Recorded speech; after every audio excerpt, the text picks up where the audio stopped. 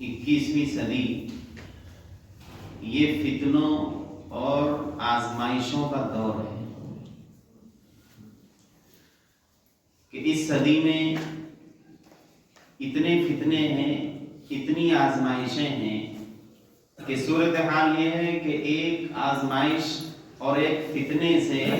ابھی ہم نکل نہیں پاتے ہیں کہ دوسرا آ جاتا ہے۔ رسول اللہ صلی اللہ علیہ وسلم نے ایک موقع پر ارشاد فرمایا تھا، بادروا بالاعمال فتنا کقطع اللیل المظلم، اے لوگوں رات کی تاریکی جس طرح آتی ہے، رات کی تاریکی اور اندھیرے کی طرح آنے والے فتنوں سے پہلے پہلے نیک اعمال کر لو۔ صورتحال یہ ہوگی کہ یصبح الرجل مؤمنا ویمسی کافرا، کہ صبح سویرے آدمی ایمان کی حالت میں ہوگا اور شام ہوتے ہوتے ایمان سے پھر جائے گا، مرتد ہو جائے گا۔ ویمسی مؤمنا ویصبح کافرا، شام آدمی ایمان کی حالت میں کرے گا، صبح کفر کی حالت میں کرے گا۔ ایسے فتنے آئیں گے، ایسے فتنے آنے سے پہلے پہلے اے لوگوں اعمال کے کرنے میں ذرا جلدی کرو۔ اور اس کے بعد آپ نے فرمایا کہ ایک زمانہ ایسا بھی آئے گا کہ یبیع الرجل دینہ بعرض من الدنیا، کہ آدمی اپنے دین کو، اپنی امانت داری کو، اپنے ضمیر کو دنیا کے چند پیسوں کے لیے بیچ دے گا۔ یہ حدیث رسول اللہ صلی اللہ علیہ وسلم کی حدیث کی تمام کتابوں میں ذکر کی گئی ہے کہ آپ علیہ الصلوۃ والسلام نے اپنی امت کو 1450 سال پہلے ان ساری باتوں سے آگاہ کر دیا تھا کہ ایک زمانہ ایسا آئے گا کہ اتنے فتنے ہوں گے، اتنی آزمائشیں ہوں گی۔ آپ نے ایک موقع پر فرمایا تھا کہ فتنۃ الرجل فی اہلہ ومالہ وجارہ، کہ آدمی کا فتنہ، اس کی آزمائش اس کے گھر کے اندر، اس کے مال کے اندر، اس کے پڑوس کے اندر آزمائش ہوگی۔ آج صورتحال ہے کہ ہر انسان اپنے گھر والوں کے اندر ایک آزمائش میں مبتلا ہے۔ باپ کو بیٹے سے شکایت، بیٹے کو باپ سے شکایت، ماں کو بیٹی سے اور بیٹی کو ماں سے۔ پورا گھریلو جو سسٹم ہے وہ بالکل ایک فتنے کا اکھاڑا بنا ہوا ہے۔ اور اس کے بعد مال کا فتنہ، اگر کسی کے پاس ہے تو وہ پریشان، نہیں ہے تو وہ نہ ہونے سے پریشان۔ ایک ایسی آزمائش ہے، ایک ایسا فتنہ ہے۔ اور اس کے بعد فرمایا کہ پڑوس کا فتنہ ہوگا کہ ہر آدمی اپنے پڑوسی سے ایک پریشانی کی سی زندگی گزار رہا ہے کہ اس کی یہ شکایت، اس کی یہ کمی، وہ اس سے شکایت، اس کی اس سے شکایت۔ صورتحال یہ ہے کہ انسان کا پورا ماحول فتنوں اور آزمائشوں میں گھرا ہوا ہے۔ ایک موقع پر رسول اللہ صلی اللہ علیہ وسلم مدینہ منورہ کی کسی اونچی جگہ پر چڑھے اور فرمایا، اے لوگو کیا تم وہ چیز دیکھ رہے ہو جو میں دیکھ رہا ہوں؟ صحابہ نے کہا نہیں اللہ کے رسول، ظاہر ہے آپ بلندی پر کھڑے ہوئے ہیں، آپ کو جو چیزیں نظر آ رہی ہیں وہ ہم نہیں دیکھ رہے ہیں۔ آپ نے فرمایا کہ میں اپنی آنکھوں سے تمہارے گھروں میں جس طریقے سے بارش کے قطرے گرتے ہیں ویسے ہی تمہارے گھروں میں فتنے اور آزمائشیں گرتے ہوئے دیکھ رہا ہوں۔ ایسی آزمائشیں آئیں گی، ایسا دور آئے گا، بلکہ آ چکا ہے۔ اور یہ 21ویں صدی تو یہ پوری کی پوری آزمائش اور فتنوں کا دور ہے۔ اس فتنے کے دور میں، اس آزمائش کے دور میں ہمیں کیا کرنا ہے؟ اصل مسئلہ ہے یہ۔ ایک سوال یہ ہے کہ یہ فتنے اور یہ آزمائشیں یہ آتی کیوں ہیں؟ اور خاص طور پر یہ فتنے اور یہ آزمائشیں ہم مسلمانوں ہی پہ کیوں آتی ہیں؟ جو غیر ہیں، جو اللہ کے منکر ہیں، اس کے باغی ہیں، وہ تو دنیا میں عیش و عشرت کی زندگی گزار رہے ہیں، ان سے کوئی لینا دینا نہیں ہے، وہ منمانی اپنی کر رہے ہیں، ان کے اوپر آزمائش کیوں نہیں، ان کے اوپر عذاب کیوں نہیں؟ یہ سوال ذہن میں پیدا ہوتا ہے۔ ایک موٹی سی بات ہے، ایک آدمی جس سے آپ کا کوئی لینا دینا نہیں ہے، اگر وہ کوئی غلطی کرے یا اس کی طرف سے کوئی ایسا کام ہو جس سے کسی کو نقصان پہنچتا ہو تو ظاہر ہے آپ اس سے اس طرح شکایت نہیں کریں گے، چونکہ وہ پرایا ہے، اس سے کیا لینا دینا، جو اس کا اپنا ہوگا وہ اس کو سمجھے گا۔ لیکن اگر کوئی حرکت ایسی کوئی آپ کے گھر کا، مان لیجیے آپ کا بیٹا کر دے تو آپ کی نیند اڑ جائے گی، اور چونکہ آپ کا اپنے بیٹے سے خاص تعلق ہے، آپ برداشت نہیں کریں گے کہ آپ کی کسی آپ کے اپنے بیٹے کی کسی حرکت کی وجہ سے آپ کا سر شرم سے جھکے، آپ کبھی برداشت نہیں کریں گے، ہم کبھی برداشت نہیں کریں گے، کیونکہ وہ ہمارا اپنا ہے، اس سے شکایتیں زیادہ ہوں گی، آپ اس کو ڈانٹیں گے بھی، اس کو ہو سکتا ہے مارے بھی، اور اگر بڑی حرکت ہے تو ہو سکتا ہے اس کو زمین جائیداد سے بے دخل کر کے اس کو گھر سے بھی باہر کر دے، کیونکہ وہ آپ کا اپنا ہے۔ اسی لیے ہم مسلمانوں کا رشتہ اللہ تبارک و تعالیٰ سے ہمارا اپنا ہے۔ اس لیے زیادہ مصیبتیں اور آزمائشیں جن کا سامنا دنیا میں انسان کرتے ہیں، ان میں نمبر 1 پر مسلمان ان مصیبتوں اور آزمائشوں کا سامنا کرتے ہیں، چونکہ اللہ تبارک و تعالیٰ سے رشتہ ان کا زیادہ مضبوط ہے بالمقابل غیروں کے۔ غیر تو اللہ کی مخلوق ہے، جس طریقے سے جانور اللہ کی مخلوق ہیں، ان جانوروں میں کچھ اچھے برے ہر طرح کے اللہ کی مخلوق ہیں، اللہ تبارک و تعالیٰ سب کو کھلا رہا ہے، سب کو پلا رہا ہے، چونکہ کھلانے پلانے کا وعدہ اس کا اللہ تبارک و تعالیٰ کا سب سے ہے، لامحدود خزانے سے سب کو کھلا رہا پلا رہا ہے، ٹھیک ہے کوئی بات نہیں، اور لیکن جو ہمارے اپنے ہیں ظاہر ہے ان سے کوئی حرکت، کوئی کمی، کوئی کوتاہی اگر ہوتی ہے تو اس پر گرفت کی جائے گی، تاکہ وہ دنیا کے اندر ہی اپنے آپ کو سنبھال لیں، سنوار لیں، بنا لیں، اور اس کمی اور اس کوتاہی کو بہت زیادہ دیر تک لے کر کے نہ چلیں، اس لیے ان کو فوراً تنبیہ کر دی جاتی ہے۔ قرآن میں اللہ تبارک و تعالیٰ کا ارشاد ہے وَنَبْلُوكُمْ بِالْخَيْرِ وَالشَّرِّ فِتْنَةً وَإِلَيْنَا تُرْجَعُونَ وَنَبْلُوكُمْ بِالشَّرِّ وَالْخَيْرِ فِتْنَةً وَإِلَيْنَا تُرْجَعُونَ، کہ لوگوں ہم تم کو آزمائیں گے، آزماتے ہیں، کبھی تو بھلائی اور خیر دے کر، اور کبھی برائی اور مصیبت دے کر تم کو ہم آزمائیں گے۔ کبھی اللہ تبارک و تعالیٰ تم کو بھلائی دے گا، تمہارے رزق میں برکتیں ہوں گی، تمہارے چاہنے والوں میں اضافہ ہوگا، تمہاری طاقت میں، تمہاری شان و شوکت میں اضافہ ہوتا چلا جائے گا، یعنی کبھی اللہ تبارک و تعالیٰ تمہیں دے کر آزمائے گا، اور کبھی تمہیں مصیبت اور آزمائش اور پریشانی میں ڈال کر سب کچھ چھین کر کے تمہیں آزمائے گا۔ اس آزمائش کا مقصد یہ نہیں ہے کہ تمہیں دنیا میں نعوذ باللہ شکست کا سامنا کرنا پڑے اور دنیا میں تم نعوذ باللہ بالکل سرے پر اور حاشیے پر پہنچ جاؤ، یہ مقصد نہیں، بلکہ مقصد اللہ تبارک و تعالیٰ کا یہ ہے الینا ترجعون، تاکہ اس آزمائش کو تم سمجھ سکو اور سمجھ کر فوراً ہماری طرف پلٹ کے آ جاؤ، اور ہم سے توبہ کر کے اپنے گناہ کی معافی مانگ کر پھر سے نئی زندگی کی شروعات کرو، اس لیے آزمائش۔ اور اسی طریقے سے ایک موقع پر قرآن کے اندر اللہ نے ارشاد فرمایا الف لام میم احسب الناس ان یترکوا ان یقولوا آمنا وهم لا یفتنون، کیا لوگوں نے صرف یہ سمجھ لیا ہے کہ انہوں نے یہ کہہ دیا کہ ہم اللہ پر ایمان لے آئے، لا الہ الا اللہ محمد الرسول اللہ، اور بات ختم ہو گئی، ان کو آزمایا نہیں جائے گا، یقیناً آزمایا جائے گا۔ وَلَقَدْ فَتَنَّا الَّذِينَ مِن قَبْلِهِمْ، ہم نے ان سے پہلے جتنے لوگ گزرے سب کو آزمایا ہے، سب کو آزمائشوں میں پریشانیوں میں ڈالا ہے، کیوں؟ تاکہ ہم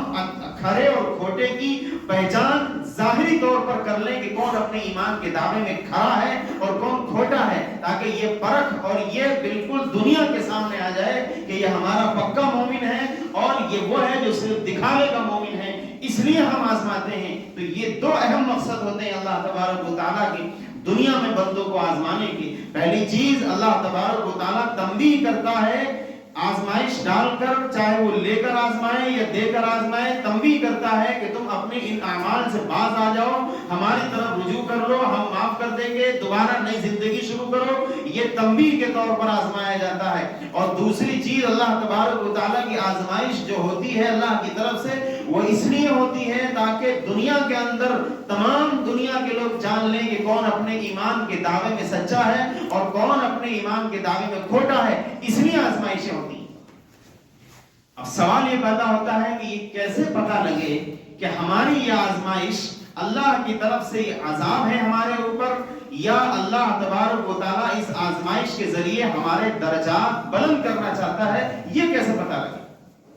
مفسرین نے لکھا ہے کہ اگر بندے کی آزمائش ہو رہی ہے، چاہے اس کو لے کر کوئی نعمت اس سے یا کوئی نعمت اس کو دے کر بندے کی آزمائش اللہ تبارک و تعالیٰ کی طرف سے ہو رہی ہے، چاہے وہ بندے سے کوئی نعمت چھین کر ہو رہی ہے یا بندے کو کوئی نعمت دے کر ہو رہی ہے، اگر اس آزمائش میں اس بندے کو اللہ کی طرف رجوع کرنے کی توفیق ہو رہی ہے،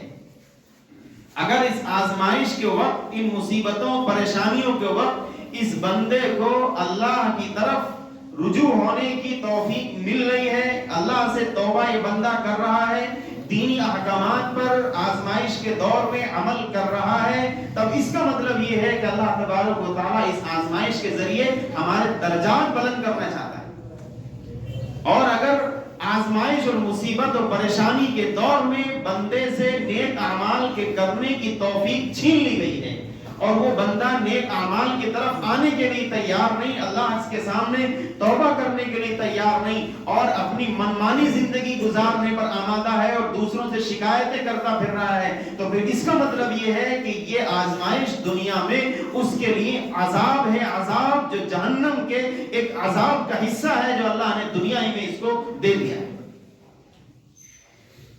تو یہ صورتحال ہے۔ اب سوال پیدا ہوتا ہے کہ ان آزمائشوں کے دور میں ہمیں کیا کرنا ہے؟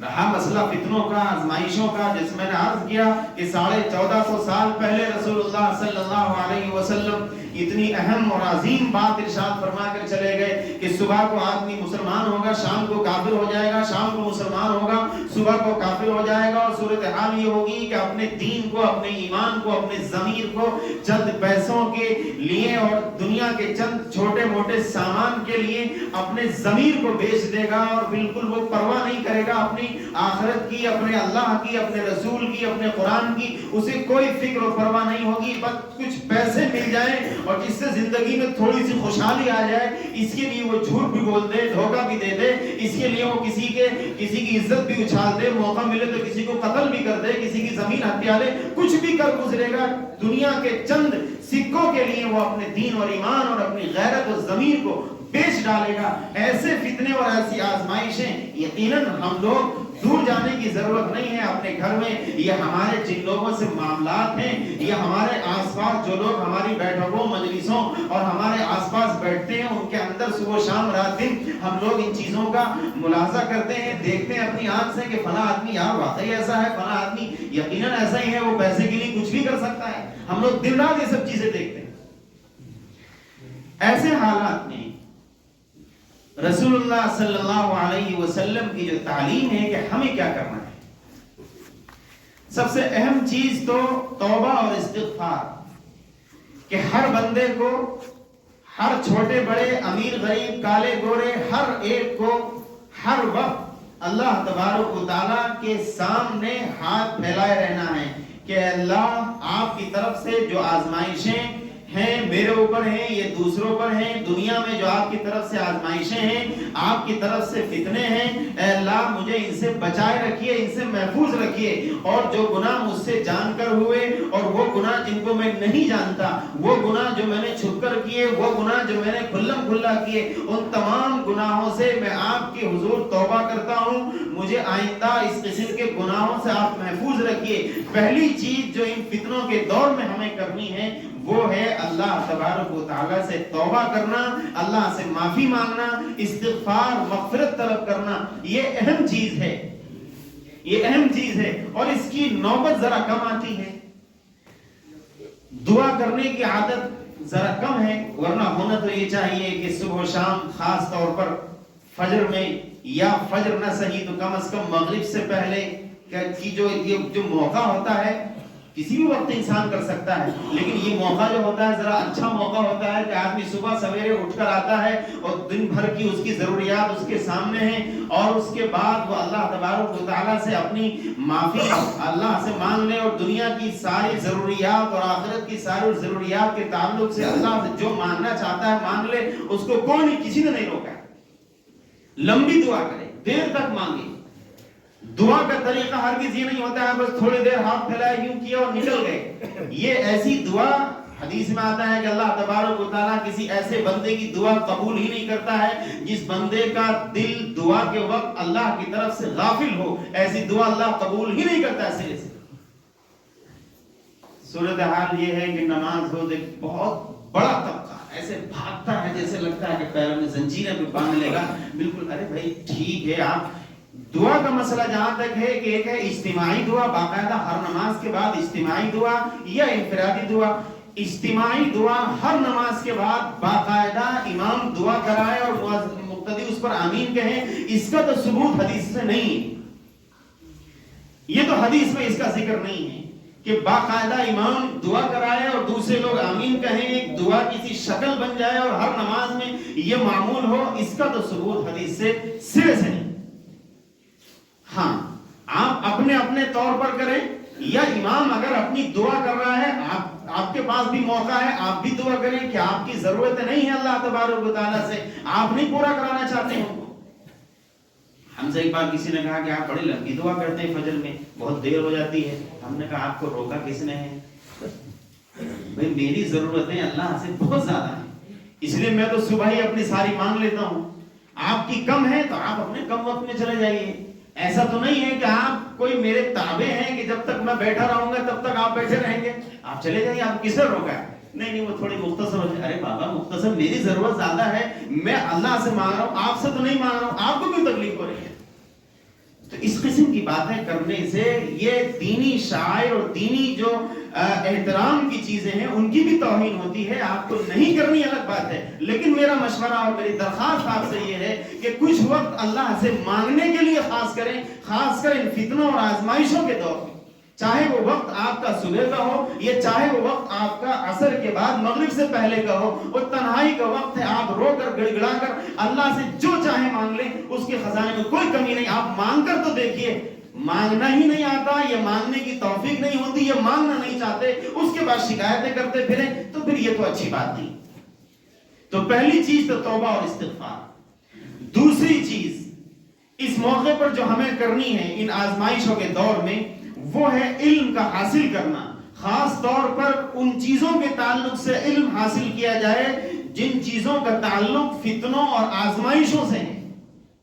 حدیث میں رسول اللہ صلی اللہ علیہ وسلم کے ایک صحابی ارشاد فرماتے ہیں, حذیفہ بن الیمان, کان الناس یسألون رسول اللہ صلی اللہ علیہ وسلم الخیر. رسول اللہ صلی اللہ علیہ وسلم سے لوگ خیر اور بھلائیوں کے سوال کرتے تھے. وَكُنْتُ أَسْأَلُ عَنْ رسول اللہ صلی اللہ علیہ وسلم بِالشَّرِّ مَخَافَةَ أَنْ يُدْرِكَنِي. اور میں رسول اللہ صلی اللہ علیہ وسلم سے ان فتنوں اور آزمائشوں کے تعلق سے میں حدیثیں پوچھا کرتا تھا کہ میں کم از کم ایسی حدیثیں اور ایسی باتیں میں رسول اللہ سے سن لوں تاکہ میں ان آزمائشوں سے اپنے بچاؤ کا طریقہ اختیار کر سکوں. میں یہ پوچھا کرتا تھا.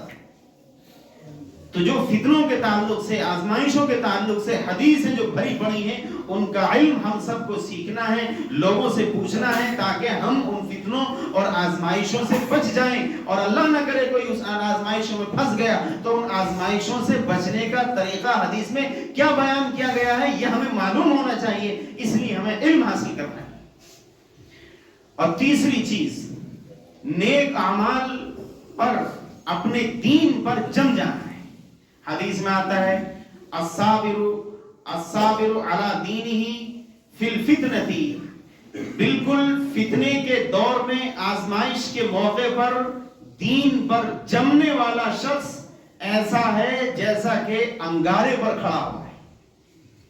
جس طریقے سے دہکتے انگارے پر کھڑا ہونا مشکل ہے, محال ہے, کسی کی جرأت اور ہمت نہیں ہے کہ کسی دہکتے انگارے کوئلے پر وہ کھڑا ہو جائے اور اس کے بعد کہے کہ میں ٹھیک ہوں, بالکل اپنے آپ کو سیف محسوس کر رہا ہوں. کوئی نہیں کہہ سکتا. بالکل فتنوں اور آزمائشوں کے دور میں دین پر چلنا اور اس پر عمل کرنا ایسا ہی ہے جیسا کہ انگارے اور دہکتے کوئلوں پر کھڑا ہو جانا. اس لیے ان آزمائش اور فتنوں کے دور میں ہمیں دین پر مضبوطی سے عمل کرنا ہے. کم از کم دین کے جو بنیادی 5 ارکان ہیں, جو بنیاد ہے دین کی, کم از کم ان 5 بنیادی ارکان پر تو ہم چلنے والے ہو ہی جائیں. ورنہ دین کا جو چیپٹر ہے وہ تو بہت بڑا ہے, اس میں تو بہت سے مسائل ہیں, بہت سارے احکامات اللہ تبارک و تعالیٰ نے دیے ہیں, لیکن کم از کم جو 5 بنیادی چیزیں ہیں دین کی, ان پر تو کم از کم ہم عمل کرنے والے ہو جائیں. یہ ہماری اہم ذمہ داری ہے.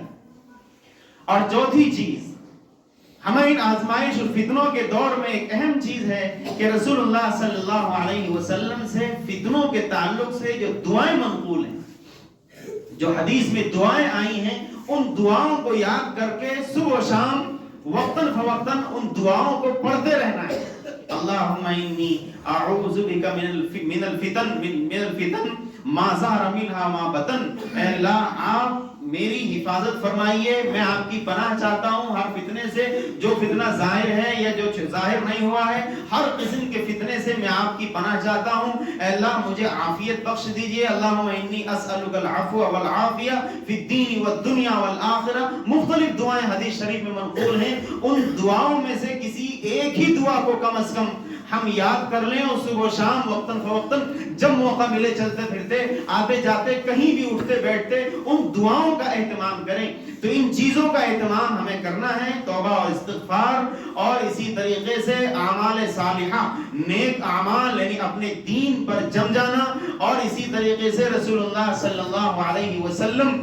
کی جو فتنے کے تعلق سے جو احادیث اور دعائیں منقول ہیں ان دعاؤں کو یاد کر کے، یعنی ان میں سے کچھ کو یاد کر کے ان کو صبح و شام ہر وقت پڑھتے رہنا ہے. یہ کام ہے جو ہمارے کرنے کے ان فتنوں اور آزمائشوں کے دور میں. تب اللہ کی ذات سے امید ہے کہ اللہ تبارک و تعالی ہمیں دنیا کے اندر بھی امن و سکون اور عافیت سے رکھے گا، اور آخرت میں بھی اللہ تبارک و تعالی ہم سب کو کامیابی عطا فرمائے گا. اللہ تعالی عمل کی